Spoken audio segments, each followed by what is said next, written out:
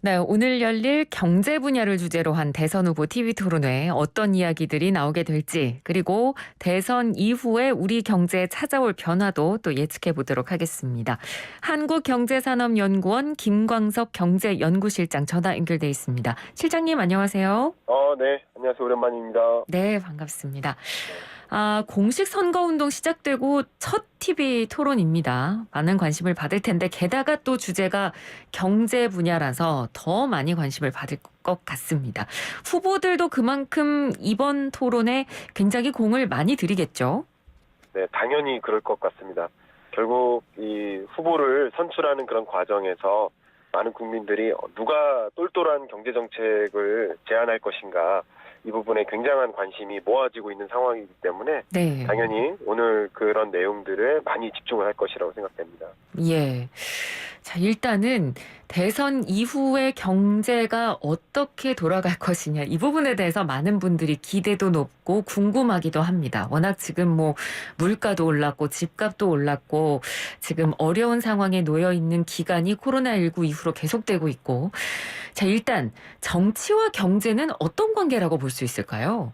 네, 제가 오늘 아침 칼럼 주제가 대선 이후의 경제였는데요. 네. 그 칼럼의 첫 문장을 어떻게 시작했냐면, 국민은 정치를 결정하고 정치는 경제를 결정한다. 다시 말하면 국민이 선출한 이 정치 리더가 경제정책 공약들을 바탕으로 다양한 경제정책들을 단행해 나가면서 경제 양상이 충분히 달라질 수 있습니다. 그만큼 정치와 경제는 뗄래야 뗄 수 없는 그런 관계가 아닌가 생각합니다. 네, 그렇습니다. 자, 그럼 이 대선 이후에 어떤 이 새롭게 선출되는 후보, 새로운 대통령이 어떤 정책 지향점을 갖느냐에 따라서 그런 경제 모습도 굉장히 많이 바뀐다고 볼 수 있을까요? 네, 그렇습니다. 소위 진보 정당이냐 보수 정당이냐. 원래 이 경제 정책이 지향하는 바는 성장과 분배 두 가지로 요약해 볼 수 있을 것 같아요. 근데 어느 정당이냐에 상관없이 성장과 분배를 동시에 추구를 할 것입니다. 그러나 성장이냐 분배냐가 상충되는 그런 정책에 있어서는 둘 중에 하나로 좀 몰리는 경향이 있죠. 대표적으로 보수 정당 같은 경우는 분배도 중요하지만 성장 중심의 경제 정책들이 주로 입안되고요. 네. 진보 정당 같은 경우는 성장도 중요하지만 다소 분배에 더 초점을 두는 그런 경제 정책들이 주가 된다, 이렇게 볼 수 있겠습니다. 네. 진보와 보수, 윤석열 후보와 이재명 후보, 가장 큰 차이, 덩어리로 좀 말씀을 해주셨으면 이제 좀 구체적으로 들어가 보도록 하겠습니다. 얼마 전에 이제 처리된 추경안에 대해서도 양측은 당연히 다른 입장이기 때문에 오늘 TV 토론에서도 분명히 이 얘기가 나올 것 같은데요. 일단 윤 후보는 추경안을 이제 민주당이 예결위에서 단독 처리했기 때문에 이 부분에 대해서 집중적으로 공세를 펼칠 것 같고, 이 후보는 이제 코로나19 관련 민생 지원을 굉장히 강조할 것 같거든요. 어떻게 보고 계십니까? 네, 맞는 말씀이세요. 기본적으로 이재명 후보 같은 경우는 지금 현재 경제 충격이 너무 심각하고 특히 소상공인들, 자영업자들의 충격이 심각하다 보니까 이들을 위한 손실보상이 우선돼야 된다라는 입장이고요. 네. 윤석열 후보도 그런 부분에 대해서 동의하는 바는 있지만 국가 채무가 너무 많기 때문에 이렇게 되면 국가 채무가 높아질수록 당연히 국채금리가 올라가고 그게 이제 시장금리에 반영되니까 또 소상공인들이 또 한 번 피해를 볼 수 있다라는 입장이기 때문에 재정 건전성을 좀 고려하면서 정책을 단행해야 된다. 단순히 국채 발행이 아니라 세수 조정 같은 것, 이런 것들을 통해서 경제 정책을 좀 달리해야 되지 않나. 큰 그림에서는 비슷하지만 방향성에 있어서 그러나 세부적인 방법론은 좀 차이가 있다, 이렇게 볼 수 있겠습니다. 네. 그리고 윤 후보는 방금 말씀해 주신 대로 국채 발행이 아닌 방식으로 예산 조정이 필요하다고 하면서 코로나19 특별회계를 통한 지원, 이 부분을 얘기하고 있거든요. 이건 어떤 내용입니까? 네, 그렇습니다. 결국 이제 국채를 발행하면 국가 정부 부채 문제가 더 심각해지기 때문에 자체적인, 그러니까 세수와 세입 간의 관계 속에서 결국 세수가 더 많이 늘어날 수 있도록 하는 그런 경제 살림, 그리고 세출도 마찬가지 좀 짜임새 있는 세출, 이런 부분들을 조금 더 강조하는 경제 정책이라고 볼 수 있겠습니다. 네. 자, 그리고 또 하나 지금 굉장히 이슈로 떠오르고 있는 부분, 바로 연금 개혁 부분인데요. 이 부분에 대한 이야기도 오늘 나오게 될까요? 네, 어쩌면 첫 TV 토론이었던 것 같아요. 그때 모든 후보들이 연금 개혁에 동참한다라는 그런 의견을 발의했기 때문에 오늘 있을 이 경제를 중심으로 한 토론답게 연금 개혁안에 대해서 다 동의를 하고 있기 때문에 네. 저마다 후보들이 어떤 방식으로 연금 개혁이 필요하다라는 그 방향성을 제시를 해야만 할 거라고 생각이 됩니다. 그런 면에서 다소 의견이 모아지는 부분을 중심으로 어떤 후보가 되든 간에 연금 개혁이 단행될 수 있도록 의견을 조금씩 모아나가는 과정이 있지 않을까 생각을 합니다. 네. 자, 그러면 이 거대 양당 두 후보의 경제정책 공약만 놓고 비교를 해보면 좀 실현 가능해 보이는 부분이 있고 또 그렇지 않은 게 있을 것 같습니다. 시장에 계시는 분이시니까 좀 하나씩만 대표적으로 꼽아서 설명을 해주신다면요. 네, 실현 가능성이 높은 것을 우선 말씀드리면 이재명 후보의 공약 중에 임대차 3법 유지가 있습니다. 역시 이재명 후보가 당선이 되면 정권이 유지되는 것이기 때문에 특히 국회 의석수를 고려한다면 당연히 임대차 3법 유지는 지속될 것이라고 볼 수 있고요. 네. 윤석열 후보가 당선이 될 경우 결과적으로 실현성이 높은 것이 이제 정부 개편이잖아요. 그러니까 디지털 혁신부를 신설하겠다라는 공약이 있는데요. 결국 디지털 대전환기에 적절히 대응하기 위해서 이런 당위적인 과제로서 디지털 혁신부를 창설하고 디지털 전환을 적극적으로 추진하는 이런 방향성은 매우 실현 가능성이 높은 영역이겠다 생각합니다. 네. 다만 실현 가능성이 좀 낮은 공약들도 있는데 우리가 예의주시하면서 이게 정말 실현 가능할 것인가, 단순히 포퓰리즘적인 공약인가, 이걸 구분해내면 좀 좋을 것 같은데요. 네네. 대표적으로 어떤 숫자를 제시한 것들입니다. 그러니까 공약이라 하면 어떤 정책 수단들을 도입하겠다여야 되는데 수단이 아니라 목표치를 제시하는 경우가 있어요. 네. 대표적으로 이재명 후보 같은 경우는 청년 고용률 5%포인트 향상. 이것은 역사적으로도 굉장히 어려운 일이었고 중장기적으로 이렇게 쉽게 고용률 자체를 끌어올리는 것은 매우 어려운 일이다. 특히 지금 청년 고용의 문제는 일자리가 부족한 게 아니라 청년이 원하는 일자리가 부족하기 때문에 네. 어떻게 청년이 원하는 일자리를 제안할 것인가, 이런 것들이 공약에 많이 담겼으면 하는 것이지 반대로 숫자를 제시하는 건 좀 적절하지 않아 보인다라고 평가를 내리고요. 네네. 윤석열 후보도 마찬가지입니다. 잠재 성장률 4%. 이것도 굉장히 실현 가능하기가 어려운 숫자인 것이고요. 경제 구조적으로 산업 구조, 경제 구조, 인구 구조 면에서 단기간 안에 이렇게 잠재 성장률 자체를 끌어올리는 것은 굉장히 어려운 일이기 때문에, 물론 그렇게 되면 좋겠지만 그런 방향성보다는 구체적으로 어떤 정책들을 통해서 실제 잠재 성장률을 이렇게 끌어올릴 수 있는지 그런 것들을 제시하는 게 더 적합한 것이 아닌가, 이런 생각을 해봅니다. 예, 알겠습니다. 자, 뭐 후보들이 이렇게 오늘 경제 정책 관련 분야에서 이제 토론을 진행을 할 거고, 이제 대통령이 누군가가 되면 가장 먼저 이 새로운 대통령이 차기 정부를 이끌면서 시급하게 해결해야 될 경제 분야의 과제는 뭐라고 보고 계세요? 네, 제가 몇 달 전부터 지속적으로 제기해왔던 이슈인데요. 얼마 전에 요소수 대란이 있지 않았습니까? 네. 그리고 2019년에는 일본의 경제 공격으로 반도체 핵심 소재 차단이라는 그런 이슈가 있었고요.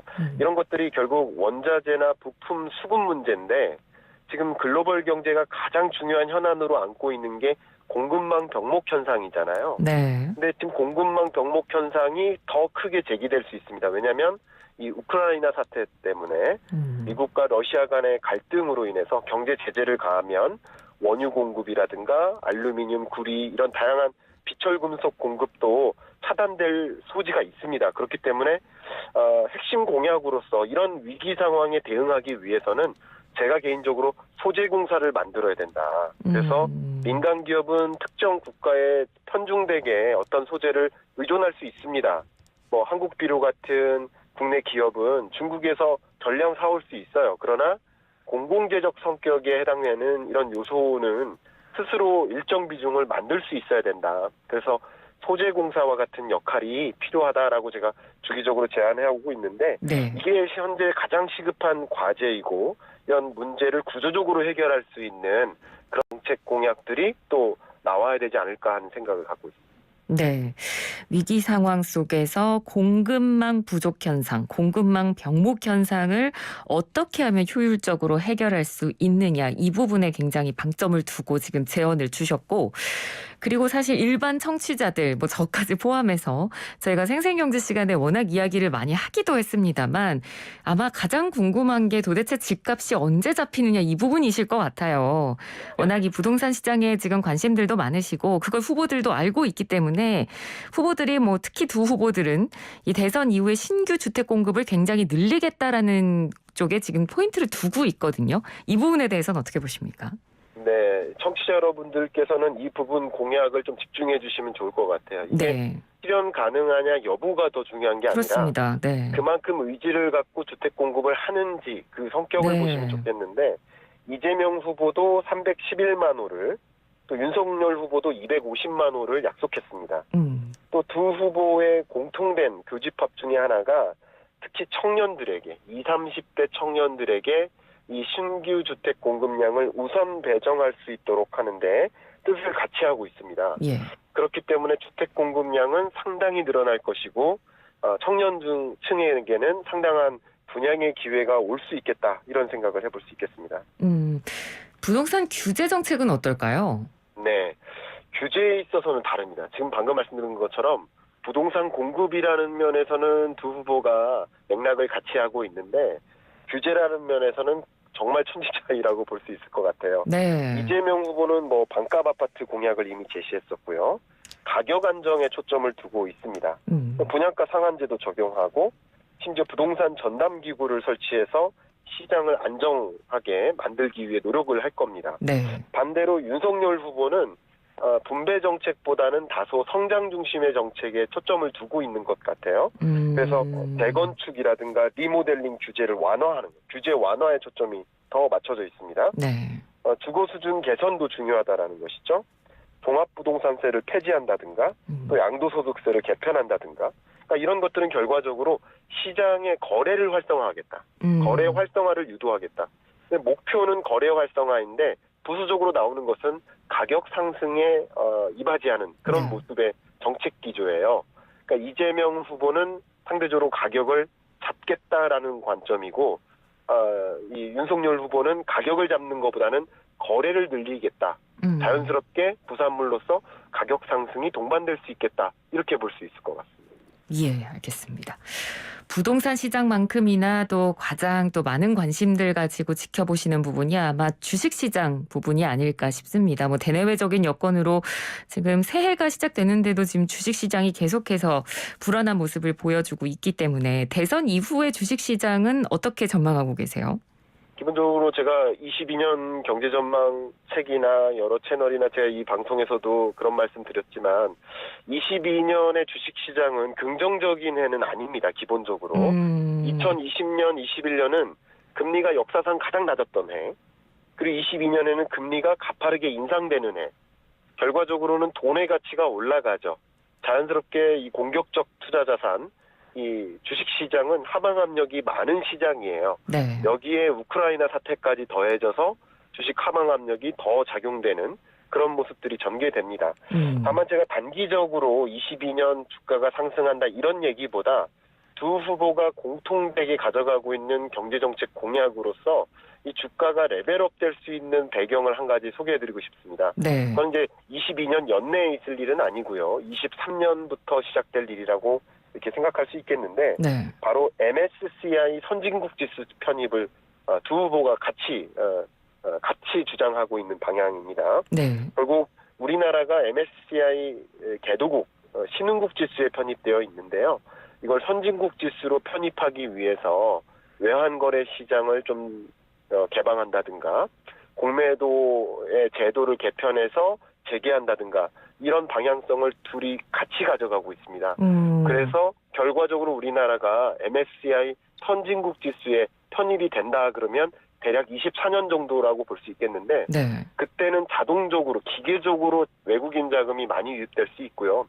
이미 23년에도 한국이 선진국 기수에 편입될 것이라는 그런 전망하에 많은 외국인 자금이 직접 투자 방식으로 한국 주식에 투자할 수 있습니다. 그런 것들이 보면 22년 말, 23년 초 요 정도가 굉장히 중요한 기점이 되지 않을까.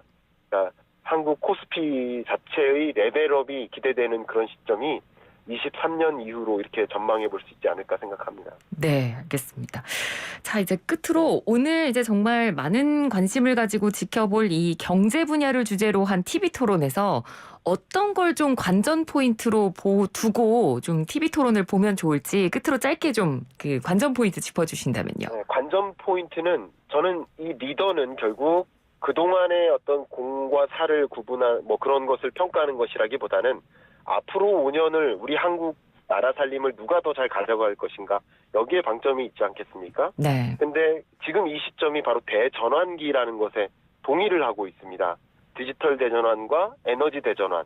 이 대전환기의 리더도 역시 전환적 사고가 필요할 텐데 어떻게 한국이 전혀 달라질 이 경제 여건하에 계속 승승장구할 수 있게 만들지 그런 대전환기에 걸맞는 경제정책 공약을 누가 더 잘 제안할 것인지 이 부분이 좀 관전 포인트가 아닐까 개인적으로 생각하고 있습니다.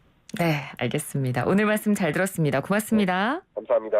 네, 한국경제산업연구원 김광석 경제연구실장이었습니다.